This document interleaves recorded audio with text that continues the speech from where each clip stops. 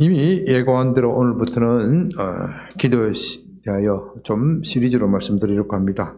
기도에 대해서 이미 여러 차례 설교한 바가 있고 또 3부 예배 기도의 시간에는 기도인이만큼 더욱 자주 말씀드렸습니다.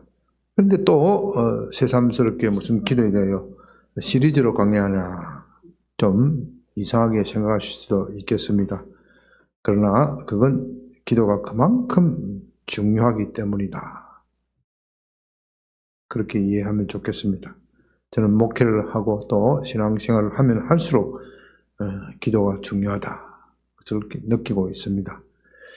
그러나 우리는 기도에 대해서 잘 아는 것 같지만 사실은 잘 알지 못합니다. 우리가 기도하기 위해서 눈을 감고 있으면 거기 영적 세계가 펼쳐지고 하나님을 볼 수만 있다면 얼마나 좋겠습니까? 그러나 우리들 대부분은 그렇지 못합니다. 그건 오랫동안 기도에 전념하신 분들도 마찬가지입니다. 간혹 눈만 감으면 하나님을 만난다 그런 분도 계시지만 참 그런 분을 찾기도 어렵고 또 그렇게 말하는 분들 대부분의 그 말도 믿기가 어렵습니다. 물론 기도의 깊은 경지에 이런 분 그런 분이 있다는 것 인정합니다. 문제는 우리가 그렇지 못하다는 데 있습니다. 그렇다고 해서 기도를 포기할 수도 없습니다. 그럴수록 우리는 더욱더 깊이 살펴야 합니다. 왜냐하면 기도야말로 땅에 있는 우리가 하늘에 계신 하나님께 도달할 수 있는 유일한 통로이기 때문입니다. 유일하다는 말은 좀 심하게 들릴 수도 있습니다. 그러나 우리가 기도가 아니라면 어떻게 하나님께 나아갈 수 있겠습니까? 우리가 하나님과 교통한다는 것, 하나님을 만난다는 것, 이건 매우 중요한 일입니다. 어쩌면 우리가 하나님을 만나느냐 만나지 못하느냐에 따라서 우리의 구원과 직결된다. 그렇게도 말할 수 있습니다. 아니 구원뿐만 아니라 우리가 이 세상을 살아갈 때 그리스도인으로서 행복한 삶을 살 수 있느냐, 이 문제와 바로 직결이 됩니다. 하나님과 교통하지 못하면 비참한 그리스도인이 되는 겁니다. 여러분, 그리스도인은 행복해야 합니다. 그리스도인이 행복하지 못하면 우리가 전하는 복음을 어떻게 믿을 수 있겠습니까? 행복하다는 말은 그 사람이 돈이 많고 권력이 많고 세상에 명예가 많고 이런 것을 뜻하는 것이 아닙니다. 그 사람이 비록 옷은 남루하게 입었지만 고난을 받고 있지만 고통스러운 삶을 살고 있지만 심지어 병들은 삶을 살고 있지만 그 사람의 얼굴에서 소망이 넘치고 얼굴이 빛이 난다. 나도 저 사람을 본받고 싶다. 그런 것이 뭐 있어야 믿을 것이 아닙니까? 고난을 당했는데 예수 믿는 사람이나 저나 내나 똑같이 실망하고 낙담하고 인생 다 살은 것처럼 한숨 푹푹 쉬고 있으면 누가 예수님을 믿으려고 하겠습니까? 그렇기 때문에 우리 그리스도인은 행복해야 합니다. 그러나 현실에서는 비참한 그리스도인이 너무도 많습니다. 그 이유는 우리가 예수님을 믿는다고 하면서 하나님과의 교통, 하나님과의 만남이 부족하기 때문입니다. 그렇기 때문에 우리는 하나님과 교통하기 위해서 더욱 기도에 대해서 연구하고 힘을 써야 합니다. 저는 이 기도에 관한 시리즈를 말하면서 그냥 기도라고 말하지 않고 뭐라고 이름을 붙였지요? 말씀 기도. 또 기도에 대해서 설교를 하겠다 그러면서 첫 설교를 기도에 관한 것이 아니라 말씀에 관한 것, 권위 있는 말씀 이렇게 제목을 붙였습니다. 이것이 여러분에게 조금 이해가 안 될 수도 있습니다. 그건 우리가 기도라고 하면 하나님께 구하는 것이다. 이런 고정관념에 꽉 붙잡혀 있기 때문입니다. 기도가 우리가 하나님께 구하는 것이 맞습니다. 그러나 우리가 기도하기 전에 먼저 하나님의 말씀을 들어야 합니다. 그 이유는 우리가 기도는 구하는 것이기도 하지만 더 중요한 사실, 기도는 하나님과 교통하는 것이고 하나님과 만나는 것이고 또 대화하는 것이기 때문입니다. 저는 이 점을 강조하고자 합니다.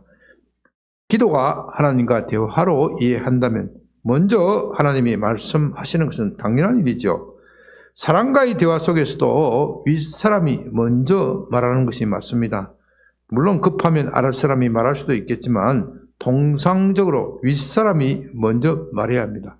여러분, 어린아이도 보면요, 아이가 먼저 부모를 찾는 것 같지요? 그렇지 않습니다. 부모가 먼저 아이를 찾고 내가 네 애미다 하니까 나중에 뭐예요? 애가 뭐라 그래요? 엄마 하고 그러는 거예요. 먼저 윗사람이 먼저 말해야 소통이 되는 겁니다. 더욱이 상대가 중요하면 중요할수록 그분에게 먼저 기회를 드려야 합니다. 여러분이 대통령이나 왕과 같은 중요한 분을 만나서 먼저 말을 꺼낼 수는 없습니다. 그분을 만나기도, 그런 분을 만나기도 힘들지만 힘들게 만나서 내가 먼저 말했으면 대화가 깨어지는 겁니다. 그분이 먼저 말한 다음 내게 기회를 주시면은 그때 가서 말하는 겁니다. 하물며 온 우주의 왕이신 하나님과 대화에서는 더욱 그렇습니다. 하나님이 먼저 말씀하시는 것이고 그 다음 우리가 말하는 것입니다. 이제 차차 말씀드리겠지만 우리가 이런 순서를 지키지 않기 때문에 기도가 어려운 겁니다. 또한 우리가 먼저 하나님의 말씀을 들어야 할 더욱 실제적인, 현실적인 이유가 있습니다. 그것은 우리 힘으로서는 하나님께 나아갈 수 없기 때문입니다. 우리 힘으로서는 하나님을 만날 수가 없기 때문입니다. 하나님과 우리 사이의 현실적인 간극이 너무도 큽니다. 우리는 하나님은 계신 것을 알고 또 그분을 만나야 우리의 삶의 문제를 해결할 수 있다. 답을 찾을 수 있다. 그 정도는 압니다. 이것을 가지고 흔히 종교성이다. 그렇게 말합니다. 그렇기 때문에 이 세상에 많은 종교들이 존재하는 겁니다. 그러나 우리 힘으로는 하나님을 만날 수 없습니다. 사람들이 기도할 때 실패하는 이유가 바로 여기에 있습니다. 그들은 자신의 힘으로 거기 계신 하나님께 나아갈 수 있다. 하나님을 만날 수 있다. 그렇게 생각합니다. 내 마음과 열정을 다하면 하나님이 만나 주실 것이다. 그러나 그 열정이 곧 식고 맙니다. 왜냐하면 우리의 열정과 정성만으로서는 하나님을 만날 수 없기 때문입니다. 이제 그런 좌절을 맛본 사람들은 다시는 기도하지 않으려고 합니다. 왜냐하면 기도해도 응답이 안 되는데 기도할 이유가 어디 있겠습니까? 그렇지 않으면 우상을 만들어 놓고 그것을 하나님이다. 또는 자기 스스로 하나님을 만났다고 스스로 착각하고 만들어내는 겁니다. 그렇기 때문에 우리가 하나님과 교통하려면 하나님을 만나려면 하나님께서 먼저 우리에게 다가오셔야 합니다. 이제 하나님은 우리에게 말씀을 통하여 우리에게 다가오십니다. 우리는 그 말씀을 붙잡음으로써 하나님을 만나는 겁니다. 그러므로 우리는 기도에 앞서 하나님이 말씀하시는 그 말씀을 먼저 드려야 합니다. 이제 이것을 본문의 사건을 중심으로 살펴봅니다. 마태복음 7장 28절에서 32절. 예수께서 이 말씀을 마치심에 그들이 그의 가르치심에 놀라니 이는 그 가르치는 것이 권위 있는 자와 같고 그들의 서기관과 같이 아니함이러라.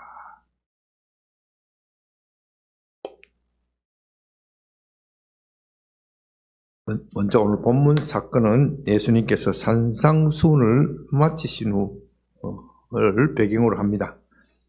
여기서 예수님의 가르치심이 권위가 있는 자와 같아. 권위라는 말은 헬라어로 엑수시아라고 하는데요.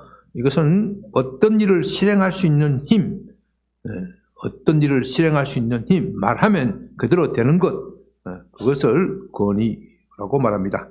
옛날에 왕의 말은 말하면 어떻게 해요? 그대로 실행이 되는 겁니다. 그래서 왕의 말에는 권위가 있습니다. 요즘 말하면 법관의 판결은 국가의 힘에 의해 집행되기 때문에 권위가 있습니다. 누구든지 판결에 대항하면 곧 국가에 대항하는 것이 되는 겁니다. 좌절을 맛볼 것입니다. 따라서 예수님의 가르침에 권위가 있다는 것은 예수님이 말씀하신 그대로 집행된다, 실현된다, 그런 뜻입니다. 그런 점에서 예수님의 말에는 서기관과 같지 않다, 그렇게 말합니다.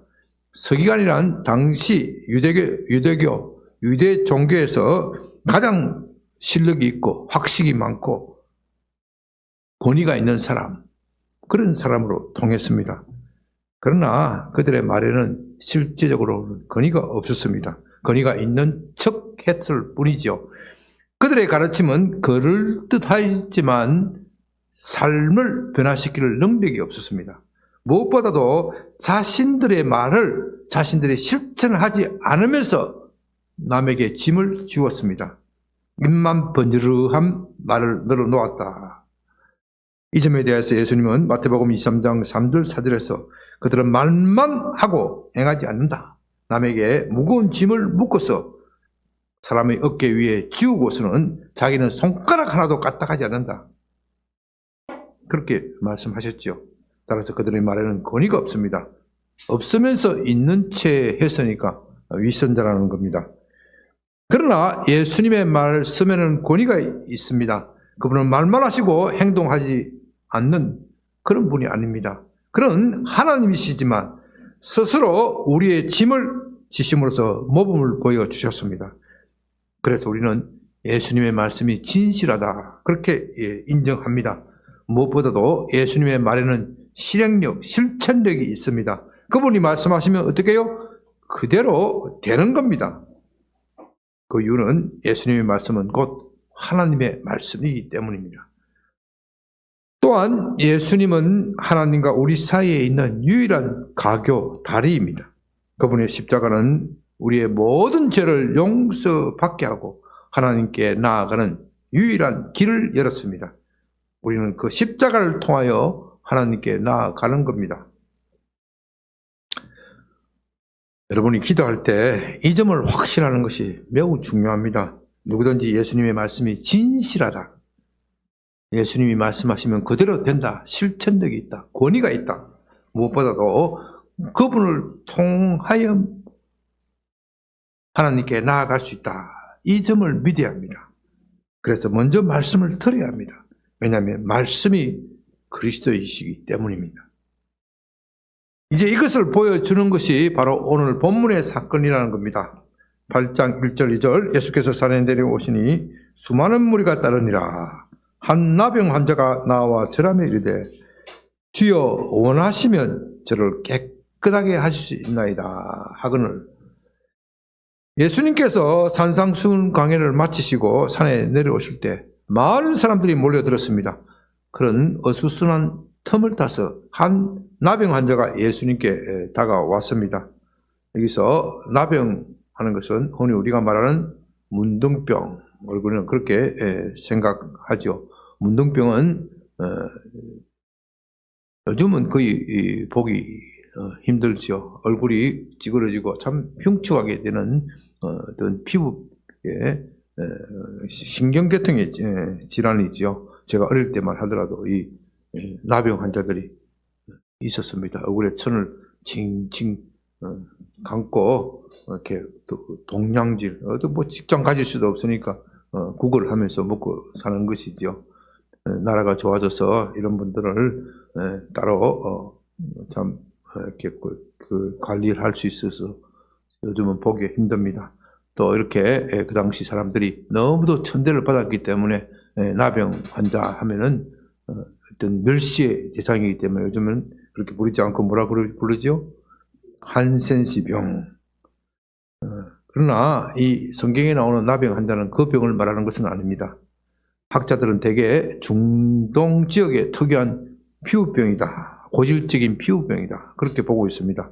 우리나라에서는 그런 병이 없으니까 그냥 나병으로 번역한 겁니다. 이 병은 완치가 불가능하게 했습니다. 완치가 불가능했기 때문에 나병 환자는 하나님의 저주를 받은 것이다. 그래서 누가 나병 환자냐 하는 것을 의사에게 묻지 않고 제사장, 제사장이 판정하게 되어 있습니다.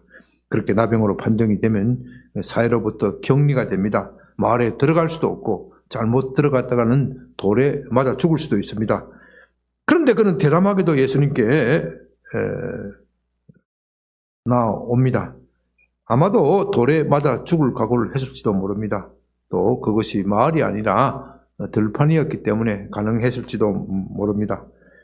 우리는 이 대목에서 그 사람이 어떻게 주님 앞으로 나올 용기를 가졌느냐, 이 점을 생각해야 합니다. 그 이유가, 그가 어떻게 그런 용기를 가질 수 있었겠습니까? 그건 주님이 먼저 그렇게 말씀하시니까 용기를 얻은 것입니다. 우리는 본문을 살피면서 바로 이 점을 주목해야 합니다. 마태복음 4장 23절 24절을 보면요, 예수님께서 산상수훈 강의를 하시기 전에 먼저 천국 복음을 전파하시면서 모든 병과 약한 것을 고쳐주셨다, 그렇게 말하고 있습니다.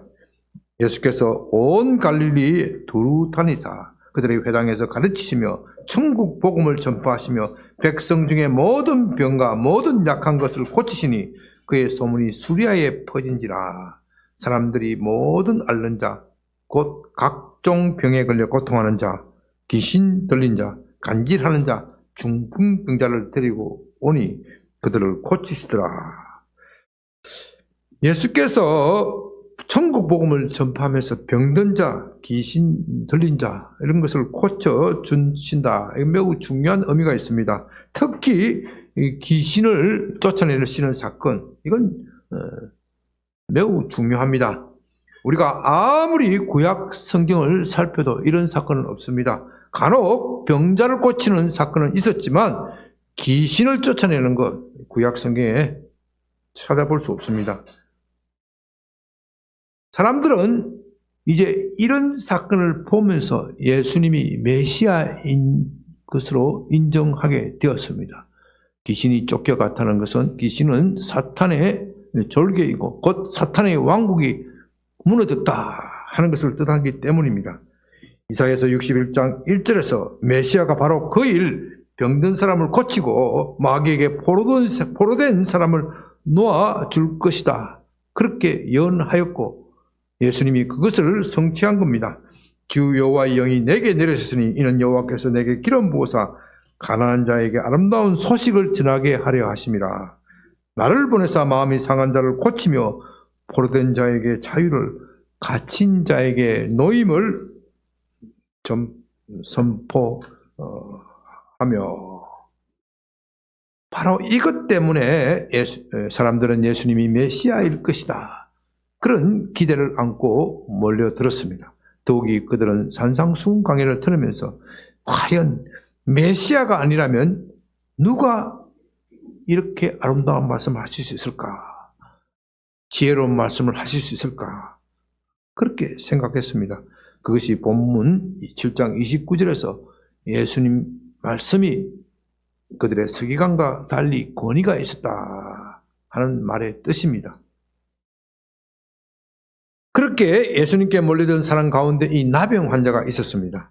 그는 예수님에 대한 소문을 듣고 예수님이 메시아일지도 모른다, 그런 기대를 가지고 왔습니다. 자기의 귀로 직접 들어보니 정말 메시아다, 그런 확신이 왔습니다. 지금까지 서기관이나 종교 지도들, 그들은 나병 환자를 멀리해야 했습니다. 종교 지도자는 거룩한 사람입니다. 나병 환자가 가까이 오면 자신도 감염될 것입니다. 그렇게 되면 자신이 거룩함이 무너질 것입니다. 그러고서는 어떻게 종교적인 직무, 이 거룩한 일을 수행할 수 있겠습니까? 그래서 그들을 더욱 멀리 하였습니다. 저는 목사이기 때문에 이 종교 지도자들의 마음을 잘 이해할 수 있습니다. 나병 환자가 아니라 여기 노숙자 오면은 여기서 누가 제일 먼저 도망가겠습니까? 그 사람을 누가 제일 먼저 접촉하지 않으려고 하겠습니까? 여러분보다는 제가 더 접촉하지 않으려고 할 겁니다. 그 사람에게 잘못 접촉했다가 더러운 것이 나한테 전염이 되고 냄새가 전염이 되면 내가 혹시라도 손이라도 잡으면 다른 성도들이 어떻게 해요? 다 놀라서 가버릴 것이 아니냐. 그러니까 종교 지도자들은 이런 나병 환자를 더 멀리하는 것이죠. 그러나 예수님은 다르다. 이 나병 환자가 그것을 느낍니다. 그분이라면 자신을 받아줄 것이다. 자기의 병을 고쳐줄 것이다. 그런 확신이 들어옵니다. 그래서 그는 용기를 가지고 예수님께 나온 겁니다. 여러분, 바로 이것이 중요합니다. 그가 어떻게 용기를 얻었습니까? 그가 기도를 해서 용기를 얻은 것이 아닙니다. 기도하기 전에 어떻게 해요? 말씀을 들었습니다. 말씀을 들었을 때 용기를 얻었습니다. 말씀을 먼저 들었고 그런 다음 믿음이 생겼기 때문에 예수님께 나온 겁니다.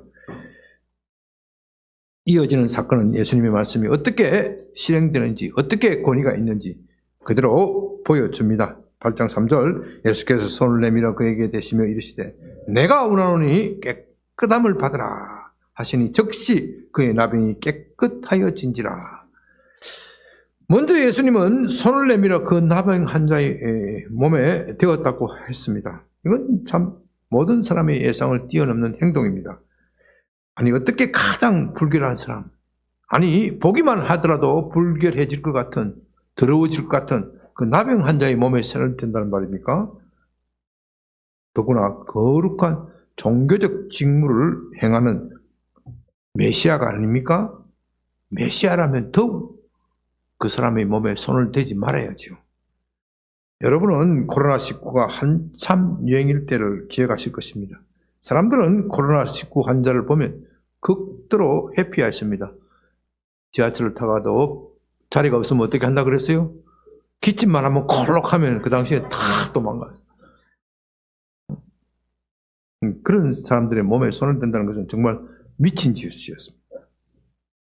아마도 나병 환자는 그런 것보다 더 심하게 격리되었을 것입니다. 코로나19 환자가 우리 몸에 스쳤다고 해서 그 사람을 죽이지는 않지요.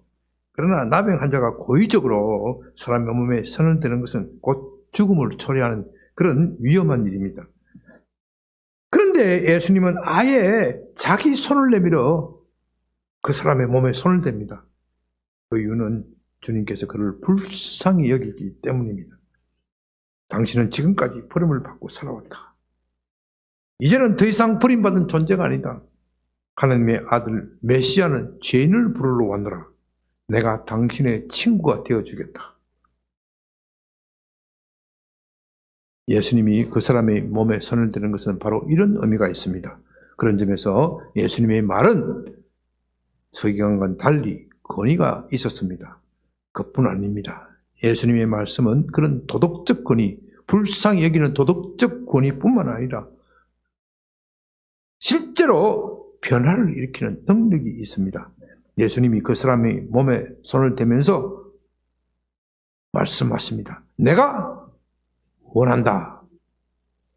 깨끗하게 되어라. 여기서 주님께서 내가 원한다고 하였습니다. 그 사람이 낫기를 기도한 것이 아닙니다. 내가 원한다. 깨끗하게 되어라.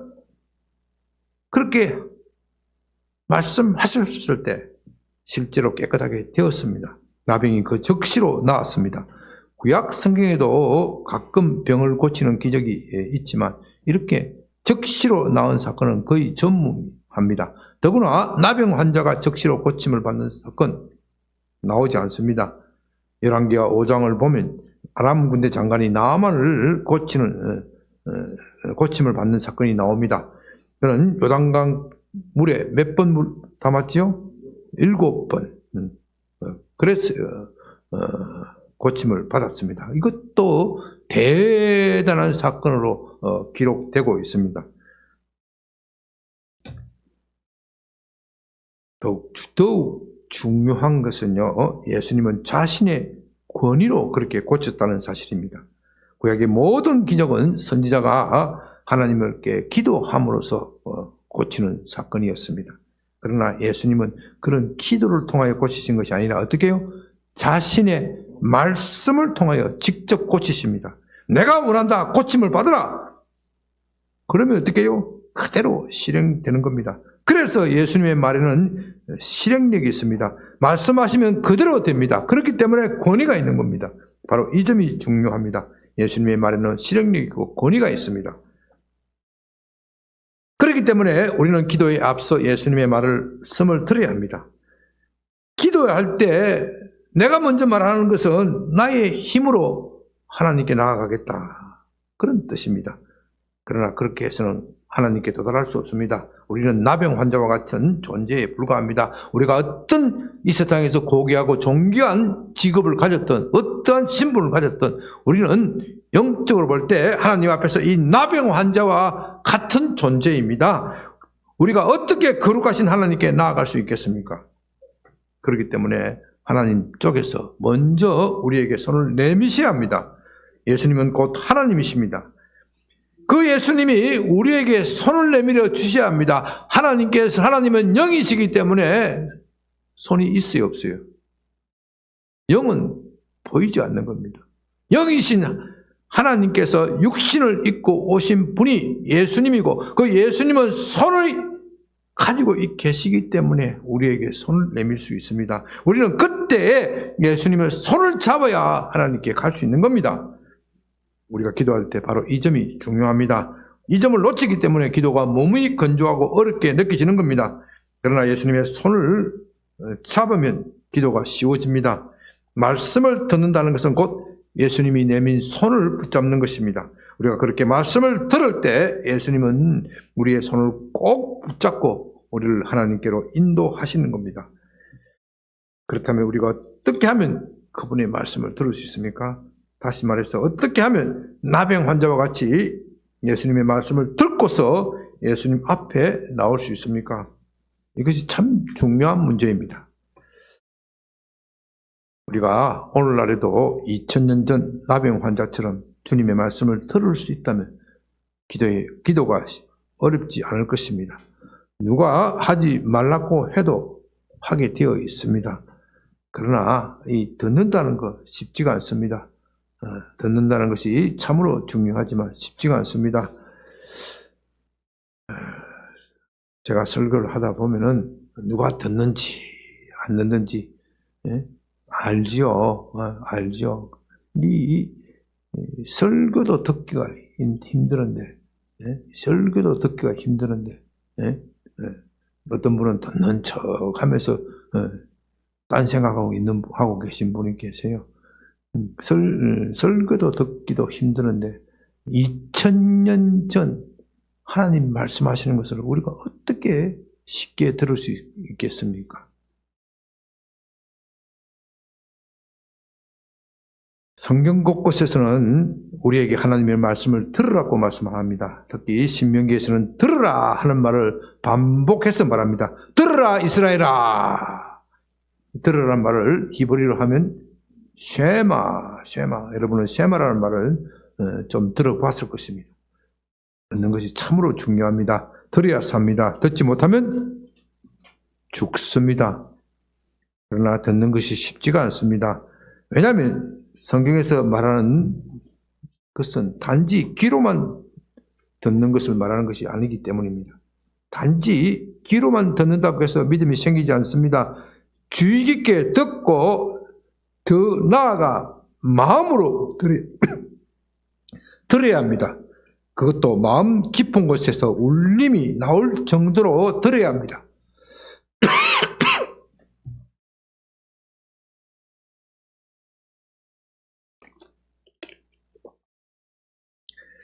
근성으로 듣는 것이 아닙니다. 그런 점에서 우리는 얼마나 자주 실패하는지 모릅니다. 성경을 통독한다는 것, 이건 매우 중요한 일입니다.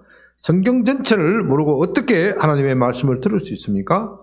그러나 솔직하게 말씀드리면 성경을 통독하더라도 하나님의 말씀을 들을 수 없는 경우도 종종 있습니다. 우리 교회에서 금년에 성경 통독 붐이 일어나서 참 20명 이상, 20분 이상 하시는 성경 통독하는 거 매우 반가운 일이고 좋은 일입니다. 그러나 거기에 그쳐서는 안 된다는 겁니다. 성경 통독만 한다고 해서 하나님의 말씀을 들을 수 없습니다. 그것이 성경 통독의 약점이고 한계입니다. 통독은 지식을 찾는 데 유용하지만 하나님의 말씀을 듣는 데는 한계가 있습니다. 이제 여러분은 통독을 넘어서서 하나님의 말씀을 들어야 합니다. 그것도 귀로 들어서는 안 되고요. 또 눈으로 읽기만 해서도 안 됩니다. 통독의 한계는 귀로만 듣고 눈으로 거치기 쉽다는 겁니다. 어떻게 들어야 된다고 그랬죠? 마음으로 들어야 한다. 그것도 마음 깊은 곳에 우리 영혼에 울림이 있어야 합니다. 여러분이 그렇게 들을 때 비로소 기도의 자리에 나올 수 있습니다. 하나님의 보좌 앞에서 담대하게 기도할 준비가 되는 겁니다. 오늘 본문에 나병 환자를 보았습니다. 보시기 바랍니다. 그는 어떻게 해요? 들었습니다. 만일 그가 귀로만 듣고 눈으로만 보기만 했다면 감히 예수님께 나올 생각을 하지 못하였을 것입니다. 그저 군중 가운데 있으면서 몸을 숨기면서 물끄러미 보기만 하고 예수님과 대화하는 사람들을 보면서 아, 부럽다. 나도 그랬으면 좋겠다. 그것에 그쳤을 것입니다. 그러나 예수님의 말씀이 그의 마음속에 그의 영혼에 울림이 왔습니다. 그분을 꼭 만나야겠다 결심했습니다. 구체적으로 예수님의 말씀이 어떤 말씀이 그의 심금을 울렸을까요? 저는 아마도 마태복음 7장 7절 8절 산상수훈이 나오는 마태복음 7장 7절 8절의 말씀이지 않을까 그런 생각이 듭니다. 구하라 그리하면 너에게 주실 것이요 찾으라 그리하면 찾아낼 것이요 문을 두드리라 그리하면 너에게 열릴 것이니 구하는 이마다 받을 것이요 찾는 이는 찾아낼 것이요 두드리는 이에게 열릴 것이니라. 이어서 주님이 말씀하십니다. 누가 아들이 떡을 달라고 하는데 돌을 주겠느냐? 생선을 달라고 하는데 뱀을 주겠느냐? 너희가 악할지라도 너희 자식에게는 좋은 것을 줄 줄 안다. 하나님은 더욱 그러하시다. 하나님은 구하는 자에게 좋은 것뿐만 아니라 그보다 더 좋은 것을 주시는 좋으신 분이다. 선하신 분이다. 그는 이런 말씀에 부닥쳤고 그의 영혼 깊은 곳에 감동이 왔습니다. 그는 예수님의 말씀이 진짜일까 의심도 했을 것입니다. 나 같은 죄인, 나 같은 나병 환자도 사랑하실까? 회의도 들었을 것입니다. 그러면서 다시 되새겨 봅니다. 구하라, 찾으라, 문을 두드리라. 언제까지요? 주실 때까지. 나도 그렇게 해봐야겠다. 하나님의 아들이신 저분은 나를 외면하지 않을 거야. 그러나 혹시라도 나를 외면하면 어떻게 하지? 사람들이 나를 쫓아내면 어떻게 하지? 성난 군중이 혹시라도 돌을 들지 않을까? 그렇게 흔들릴 때마다 다시 말씀을 되새깁니다. 아니, 이번에는 예수님의 말씀을 자기의 말로 되뇌었습니다. 구하라, 찾아라, 문을 두드리라. 이 문둥병자야, 구하라, 찾아라, 문을 두드리라. 이 나병 환자야. 자기 스스로 자기에게 수없이 되뇌었으면서 굳은 결심을 합니다. 어차피 나병 환자로 죽는 것은 죽다가 살다가 사는 것은 소망이 없습니다. 나병 환자가 무슨 소망이 있겠습니까? 그렇게 비참하게 사는 것보다는 죽는 것이 낫습니다. 죽을 때는 죽더라도 마지막을 악이라도 써보자. 바라기라도 해보자. 그런 절박한 심정으로 예수님의 말에 자신의 모든 것을 걸고 나옵니다. 우리가 듣는다는 것은 바로 그런 것입니다. 예수님의 말에 나의 모든 것을 걸겠다는 각오가 생겨야 제대로 듣는 것입니다. 그럼 믿음이 없다면 아직 들은 것이 아닙니다. 귀로만 들었을 뿐이고 어떻게 해요? 마음으로 듣지 않았습니다. 어떤 분에게는 이런 말씀이 충격적일지도 모르겠습니다. 그러나 이것이 사실입니다. 여러분은 마음으로 들어야 합니다. 그 나병 환자처럼 마음으로 듣고 자신의 전부를 걸어야 합니다. 그래야 듣는 것이고 또한 믿는 것이 됩니다. 그렇다면 구체적으로 어떻게 들어야 그렇게 믿음이 나오는 겁니까? 다시 말해서 구체적으로 어떻게 성경을 읽어야 내 영혼에 울림을 줄 수 있습니까? 그렇기 때문에 제 말이 중요합니다. 앞으로 기도 시리즈 강의에서 바로 이 점을 먼저 말하려고 합니다. 우리가 기도할 때 이 점이 너무도 중요합니다. 이런 점을 소홀히 하고 너무 기도의 자리에 빨리 나아가서 하나님을 너무 빨리 만나려고 하니까 실패하는 겁니다.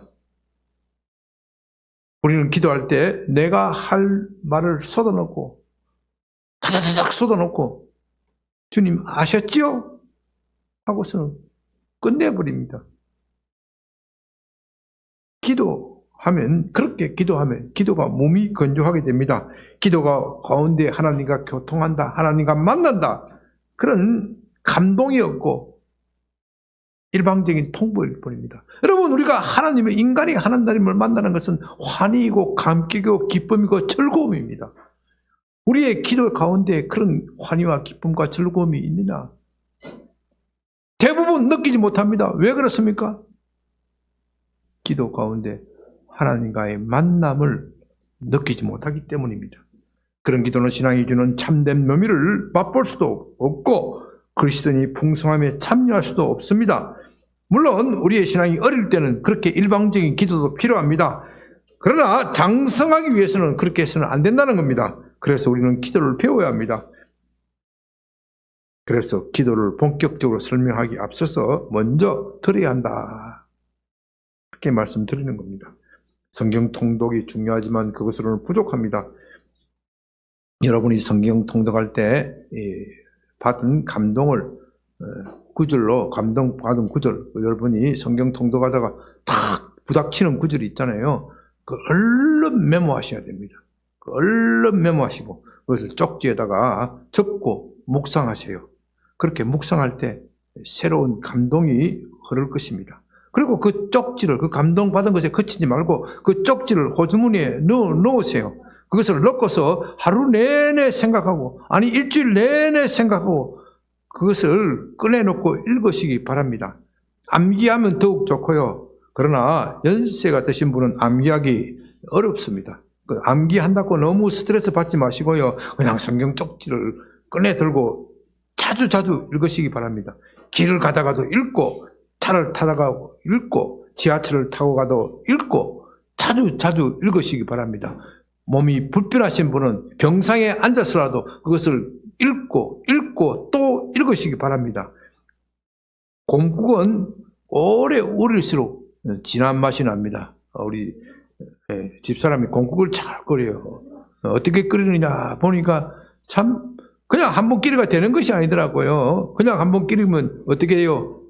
그냥 기름만 둥둥둥둥 떠다니는, 어떤 공국집에 보면 기름만 둥둥둥 떠다니는 공국집이 있어요. 그 맛이 없어요. 기름 싹 걷어내고 또 걷어내 몇 번을 그렇게 하더라고요. 몇 번을 그렇게 하면은 하루 이틀은 고우는 것 같아. 그렇게 하면 나중에 뽀얀 국물이 나와서 얼마나 구수한지 몰라요. 꼭 성경 말씀도 그런 겁니다. 이렇게 읽고 또 읽으면은 전혀 예상하지 못했던 깨달음이 옵니다. 성경에 이런 말씀도 있었구나. 그것이 깨달아지면서 그 말씀이 나에게 하시는 것이다. 나에게 말을 걸어오는 것을 느낍니다. 여러분이 이렇게 할 때 비로소 말씀을 들을 준비가 된 겁니다. 그렇게 말씀을 들었을 때 하나님의 보좌 앞에 온 겁니다. 이제 여러분은 하나님께 말씀을 드릴 기회가 얻은 것이고 기도의 문이 열리는 겁니다. 이렇게 하는 것이 쉽지 않다고요? 여러분, 하나님께 나아가는 것을 쉽게 생각했습니까? 아닙니다.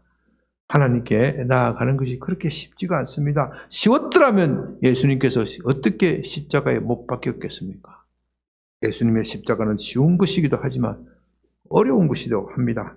여러분은 이 기독교의 양면성을 이해하지 못한다면 언제나 어린아이 신앙에 머물게 될 것입니다. 젖이나 먹고 성장하지 않는 아이는 부모의 근심거리입니다. 그렇게 성장하지 않으니까 비참한 그리스도인이 되는 겁니다. 이렇게 말씀 읽기에 투자하십시오. 차를 타거나 이동할 때, 길을 건널 때 핸드폰을 꺼내지 말고 무엇을 꺼내라고요? 말씀 쪽지를 꺼내야 돼요. 그것이 여러분에게 영혼의 보약이 됩니다. 무엇보다도 하나님의 말씀은 우리가 그렇게 할 가치가 있는 겁니다. 이제 설교를 마칩니다. 제가 오늘 드린 말씀은 첫 강의이고 매우 중요합니다. 여러분이 정말로 기도하고 싶다, 하나님과 교통하고 싶다, 하나님을 만나고 싶다, 하나님을 체험하고 싶다, 그것을 원하신다면 이 방법을 따라야 합니다. 기도는 언제나 말씀과 같이 가야 합니다. 기도를 많이 하시는 신앙의 선배들이 공통적으로 하시는 말씀이 있습니다. 기도한 만큼 성경을 읽어라. 이제 여러분들이 기도의 더 깊은 경지에 들어오신다면 성경을 읽는 것과 기도하는 것은 서로 연결되어 있다. 긴밀하게 연결되어 있기 때문에 때려야 뗄 수도 없다. 그것을 체험하게 될 것입니다. 우리가 이 점을 놓치기 때문에 쉽게 기도를 포기합니다. 또 기도하다가도 이상한 길에 빠집니다. 말씀 없이 환상이나 계시에 의존하다가 이상한 길로 빠지는 사람이 정말로 한두 사람이 아닙니다. 그래서 우리는 이 말씀과 기도를 하나로 묶는 이 교회의 전통, 2000년 교회의 전통에서 이 말씀과 기도를 하나로 묶는 그런 전통이 있었습니다. 현대에 와서 그것이 끊어졌는데요. 이제 하나님은 한국교회와 세계교회에 그것을 회복하기를 원하십니다. 그렇게 함으로써 말씀 기도를 통하여 우리와 교통하기를 원하십니다. 말씀과 기도를 함께하는 여러분이 되시기를 바랍니다. 네. 아버지 하나님 감사합니다. 우리가 어떻게 하면 하나님을 만날 수 있을지, 말씀 기도를 회복시킬 수 있을지 가르쳐 주심을 감사드립니다. 주께서 가르쳐 주신 이 방법을 통하여 우리가 늘 하나님과 교통하고 하나님과 동행하고 참된 신앙의 기쁨 안에서 주님이 원하시는 그런 사람이 되게 하여 주시옵소서. 예수님 이름으로 기도드립니다. 아멘.